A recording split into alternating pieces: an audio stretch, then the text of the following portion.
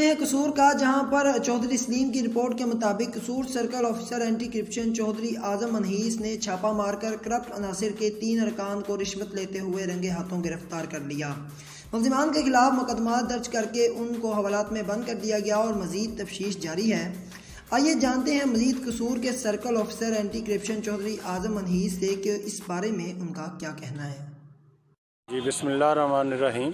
जनाब director general साहब गौहर नफीस साहब के हुक्म से और director region B Waseem Ahmed Sandhu की हदायत पे आज ट्रैप रेड किया गया है। तो सीफ महमूद था इसका कंप्लेनेंट, जिसकी टेनरी में ये रिकवरी ऑफिसर है ATWMA, ये रिश्वत लेते हुए 20,000 मौके से गिरफ़्तार हुआ है। इसके अलावा मोहम्मद लतीफ़ डिस्पेंसर है और उसका बेनिफिशरी मोहम्मद अकबर, इसे भी गिरफ़्तार किया गया।